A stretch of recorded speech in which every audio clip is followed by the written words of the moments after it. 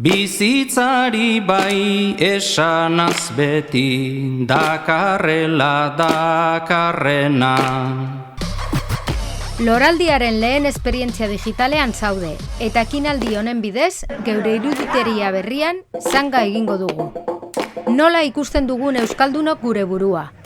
Txapela eta txistuaren garaiak aspaldian gainditu genituen. Tradizioa traizioa dela esan ohi da. Guk esango genuke, eraberritzen duen herria ez dela inoiz hilko. Bestela esan da, berritu ala hil. Bidezio honetan, herrimak bioinetan aurkitu dugu. Ahatik taldearen sorkuntza zirraragarria. Lemazain, Aiert Beobide.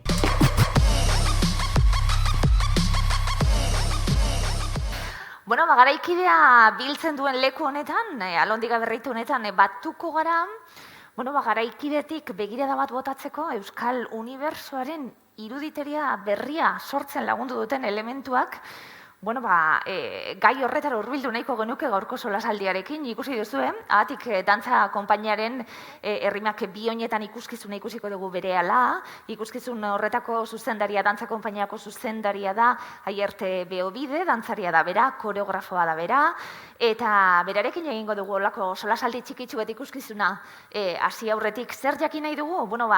Ikuskizun honetan bertsolaritza eta dantza batuko dira, uztartuko die, eta purtsu bet pentsatzen hasita, bai bata, bertsolaritza, eta bai bestie, dantza, izan leikez gaur egun Euskal iruditeria berria sortzen edo bide horretan aurrera pausoak egiten disiplina emankorrenetako batzuk, zalantza barik. Aiertek zer esaten digun, esandakue gaur dantzak eta bertsolaritzak berritu duten geure burua ezagutzeko eta ikusteko begirada proposatuko dugulako. Ongi etorri dan hori.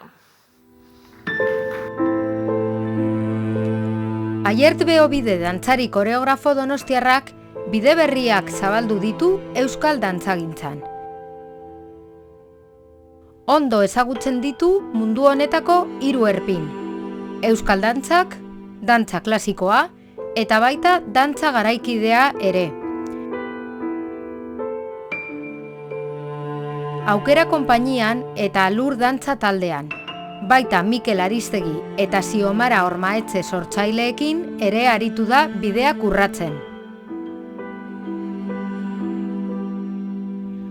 Orain dela 10 urte, Ahatik dantza konpainia martxan jarri zuen, eta ibilbide oparoa izan du. Herri, esperientzia digital honetara, zelan zauz? Eskerrik asko, oso ondo. Apurtxu bet berbetan egon gara hasi aurretik, zederra loraldian egotie? Hau berez aurrek urteko plana zalako. Bai, iaz bertan bera gelditu zitzaigun lehenengo emanaldia izan zen, ilusio handia genuena. Baina, eskerrak urteak aurrera, ikasten goaz egoera honetan aurrera egiten ere, eta, hemen txegaude berriro, gogoi handiekin, gure lana hemen eskintzeko, eta loraldia bezalako plaza eder batean, izateko Bilbon sarrera guretzat. Ze ondo, bada plazarra betik loraldian egotie. Galdetegi zorrotz bat prestatu dugu, baina honena zeuen zuti izango dala ere, jarraituko zaitu, eta purtsu beti adanok gozatzen duen ikuskizuna hasi aurretik. Entzun dugu bideoan, aurkezpen bideo horretan, zubigile lana, zuena, batzuena, sortzaileena, eta dantzan zabiltzatenien, zelan ulertu alda, zelan ulertzen zuzeuk sortzaile moduen? Ez dakit, zubilana, zubilanakoaz egiten, disiplina ezberdina. Ni, jatorriz edo nire dantzako lehen pausoak euskal dantzan izan ziren. Nire amak ere pixka bat bultzatu beharra ere izan zuen une hartan, dantzara hurbiltzeko eta maitemindu egin nintzen dantzarekin. Eta, berehala hasi nintzen ikusten, ni akaso, eta ziur aski, une hartan edo garaiaietan nintzen horrela hitz egiteko kapaza, baina bain neukan errestasuna, lasaitasuna, holtzara atera eta dantzatzeko. Horrek ematen zidan, horrek betetzen zidan. Eta horrek eraman hau urtez urte gauzak probatzen, ikasten, lantzen joatea. eta pixkanaka bai euskal dantza urte askoetan landu ondoren, folklore jaialditan Europa guztian zehar, eta txapelketak, eta hori guztia oso intentsoki bizi ondoren, hasi nintzen dantza klasikoarekin lehenik, ikasketak egiten, iruditzen zitzaidan ere, dantzaren ibilbidean eta nire dantzaren ibilbidean oso emankorra izango zela dantza klasikoaren ikasketak, pasan nituenan urte mordo bat, Donostiako Talia, Mentxu Medelen eskolan, eta hortik ere, hasten ziren beste ikastaro batzu, dantza garaikideak, hasten ziren beste sortzaile batzuk etortzen, eta aurkitu nuen ere hor beste espresio bide oso interesgarri bat, gorputza erabiltzeko beste modu batzuk, beste sentimendu batzuk azaleratzeko aukera, eta nik egiten dudana da, egiten duguna denok, ez? Ikasten goazenarekin, zure lenguaia edo zure hizkera hori sortzen, ez? Eta dantzan berdina da. Azkenean nik erabiltzen ditudan erreminta guzti hauek, eta ikasten noana, eta etengabe, saiatzen naizena berritzen eta jakiten eta zer lantzen den hemen, eta nola lantzen denan, eta askotan ere berriro atzera begiratzen, eta esaten, balio digu atzekoak, zenba balio duen, ez? Bera gutxi egon ginen Nikola Riccini, bera Akrankan konpainian lan egin du, oso esanguratsua, eta dantza indiarra landu genuen berarekin. Zergatik ez, tradizioak aportatzen digun lanketa guzti hori, ere balio digulako, ez, gugarenan. Zalantza barik. Osagarri moduan, apurtxu edo horretan egon gara, oso labur, baina osagarri moduan izan daitekelako hau. Gure gaiaga bada gaur, apurtxu bete Euskal iruditeri berri horretara iristie bebai, baina, klaro, nondik atu zen kontuan izan da, eta osagarri moduen. Zubilana, aiertia, ulertzen bazu nolan bebai, urte hauetan guztietan esan zune, zelan duzen aurreratzen honek ikuskizun danape bai. Bertsoa, esan dugu, eta dantza uztartuko zuie. Ikuskizun honetan. Aurrera pausuak egiten, ikusi dugulako, disiplina ezberdinen arteko uztarketak egiten diela. Garaikidetik, garai bateko kontuek ekarri bebai. Transmisio lan hori, aspaldiko doinuekin, gaur egungo zehose sortu, zelan ulertzen daudana? Nik uste dut oso erresa dela. Niri oraindik jartzen badidate fandango eta arinoin bat, edo aurresku, edo soinuzar bat, edo ikutzen didate bihotza, azala eta sentimenduak, bai? Eta hori hor daukat, hori ja pasata dukat eta hor daukat. Eta orain beste hizkera batzuk, beste modu batzuk aurkitzen dituzunean espresatzeko, agertzen dira behartuta, zure gorputzak behartzen dizulako asko. Azkenean, sortzaile batek bere gorputza eta bere intuizioari egiten jarraitzen dio, gauza guztiak sortzeko, eta ez da inoiz galtzen, ez? Batzutan dirudi, ez degula nekoa baloratzen tradizioa, uzten dugulako eta goazelako beste mundu batzuk ezagutzera. Baina uste dut, ez dela horrela, ez? Ikasten duguaz, bidean, mundua aldatzen doa, gizartea aldatzen doa, teknologia aldatzen doa, denak beste abiadura bat hartzen du, eta mundu horretan bizi gara. Zalantza barik? Euskal kultura, zer garan, irudi berri honetan, apurtxu eta aurkezpenien esan duguna, ados bazauz, bertsolaritzak lagundu du bide horretan, dantzak lagundu du bide horretan? Nik uste du baietz, ez, direla bi zutabe beste askoren artean, lagundu dutenak, niri bertsolaritza eta izugarri iruditzen zait, ez bakarrik hitzekin jolasten dutelako, ezik eta pentsatzen, pentsalariak direlako, bertsolariak beraiek, ez? Dira kapazak hitzekin jolasteko, batean esateko, baina nola hausnartzen duten gai horiei buruz, ez? Niri hori da interesatzen zaidan orain momentu honetan. Eta hori da, dantza bertsolaritzarekin edo bertso mundura hurbiltzeko arrazoi nagusietako bat, ez? Eta aurkitu ginen lehen galdera, hasi ginenean 2011an lehenengo herrimak oinetan proiektutxo honekin, ez? Egizki guzue bertso batzuk, eta esan ziguten, zeri buruz. Eta hori da egia, ez? Hori da sortzaile batek benetan, eta bai bertsolariak, dantzariak, margolari batek, zerri buruz hitz egin nahi dugu. Agian ez da ezer konkretua, agian zerbait ez da indefinitua, baina zertaz arituko gera, ez? Zeintzu dira gaiak. jorratuko duguna. Nik jarriko dizkiot hitzak eta emango diogu forma bat. Nik aportatuko du nire ikuspuntua, baina zertaz arituko gera. Eta hori da, dantza. Nik horrela ikusten dut orain ja gaur egun sorkuntza. Noski, dantzak baduela, halako irudi, estetika baten barruan dagoela, ez? Baina niri garrantzitsuena iritzen zaitena da, hortartean bizitzen eta sentitzen diren guztiek azaleratzea eta konpartitzea hausnarketa horiek. Dantza dukan unibertsaltasun horrekin. Dantza ikuskizun bet leku danatan ikusten da, ulertzen da, ulertu, ez da berba erabilgarriak arte sorkuntza idagokienez, baina bada ez, esate baterako ikuskizuna geure begietatik eta Euskaldunon unibertsotik sortuta, baina balio dezake bai. Bai, azkenean dantzak duena hori da, ez? Da hizkuntza unibertsal bat, eta denok ulertzen ditugu mugimendu batzuk, musika bezala, musika batzuk eramaten gaituzte lasaitasunera, beste batzuk bizipozten gaituzte, urduritzen gaituzte, mugimenduak ere horti doaz, eta horrek eramaten gaitu ere, dantza, ulertzeko gaitasuna askoz ere unibertsalagoa izatea, eta izugarri baloratzen da ezagutzen ez dituzun hizkera horiek edo mugimendu, eta gauza bakoitzak aportatu dezakena nik uste asko baloratzen dugula. Seguru hemen, gure artien bertsozaleren bat egongo dela fijo, dantzazaleren bat seguru, hau ikustera etorri garelako, dantzariren bat bai, seguru. 21. mendeko euskal dantzan, apurtxo beti egiten duguna, ezta? Txistua, danbolina, bada gaur eguneko... Ni neu oso aldekuen aielako esate baterako, barriztearen alde eta ez geratu hor, baina zelan ikustezu hau da? Horre batzuetan konplexuak ditugula, eta gutxituak sentitzen garela txistua eta danbolina bezalako instrumentu batekin bakarrik, eta gure jantziak eta gure txapela, eta azkenean nik uste hor jarraitzen dutela, bai estetika aldetik txapela bat esan dezakegu, baina horrek ere bere evoluzioa izan du, eta bere erabiltzeko modua ere aldatzen joan da, baina hor bizirauten du, eta zer esanik ez txistuaz. Guk orain emanaldi hau dugu, baina ere kolaboratzen dugu txistua eta pianorekin Jagoba eta Inarrek esan dizut harineketan proiektuan, eta izugarria da, guri gustatzen zaigu eta uste hor jarraitzeko lan bat dagoela, eta badagoela hor. Evoluzio hori esaten gabiltzena, erreferentziak gaurkotzen goaz, abanikoa zabaltzen zoazte, atik konpainia, aukeran, dantzataldie, kukai esate baterako. Erreferentzia hori buruz, berba egingo dugu, beste gonbidatu bat etakulako bideo baten.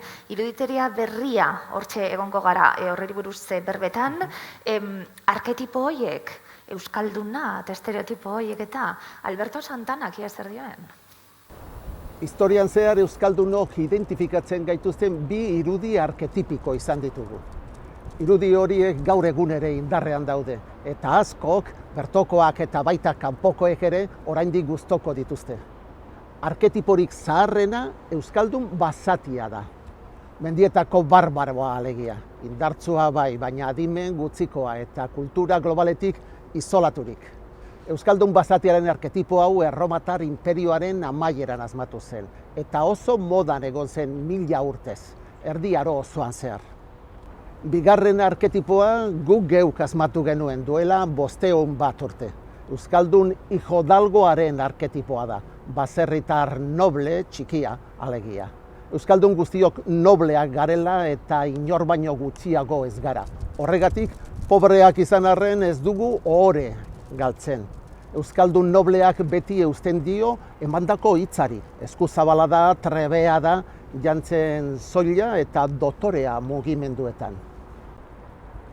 Badira, azken mende eta erdian sortu diren Euskaldunen irudi kulturalak, Euskal historiako bi identitate arketipo handiak irudikatzen dituztenak. Indar herri kirolek irudikatzen dute Euskal basatiaren arketipoa. Harriak, enborrak, gurdiak, sokak, ingudeak, aizkorak eta animalea boteretsuak. Bestalde, Euskaldun noblearen arketipoa dantzariaren eta pilotariaren irudiek irudikatzen dute. 19. mendearen amaieran sortu ziren. Irudi ikoniko garbiak, idealizatuak eta zuriak dira. Arketipo ezberdinak, oso interesgarri du hau.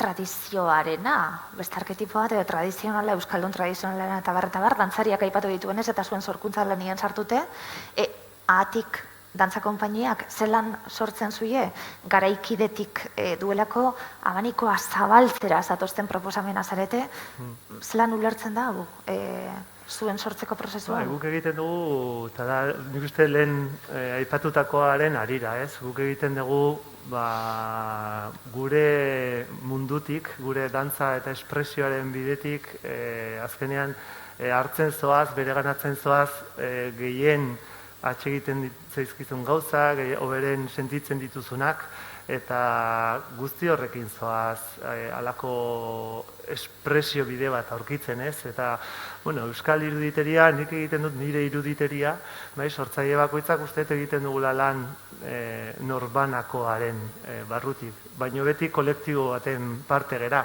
Eta horrek eramaten du izatea, holako iruditeria bat edo sortzea, ez? Euskal kulturaren iruditeria. Hor dago, nik uste dut orain gaur egun nik benetan sentitzen dudanean da hitz egin nahi dut honetaz, edo hau honekin ez nago ados, edo hausnartzen dute gaur egungo gai bat hausnartzen dut eta nahi dut honetaz dantza egin edo honetaz hausnartu. Eta hori da nire bilaketa lanak erakusterako garaian. Horiek nola adierazi da lan bat jungan egiten urteen zehar, prozesu hori, ze giro, ze musika, ze mugimendu dira benetan eramaten gaituztenak, beldurtzera, haserratzera, barre egitera, eta sentimendu guzti horien bidaia hori da, pixka bat, eta gaurkoa hori izango da, gure barrenetik ateratzen diren ideia guzti horiekin nola jolasten dugun, nola azkenean joku bat besterik ez da, ez? Denak era sortzaile azken finean, bakoitza bere neurrian, bere etxean sukaldatzen, bere etxea apaintzen, denak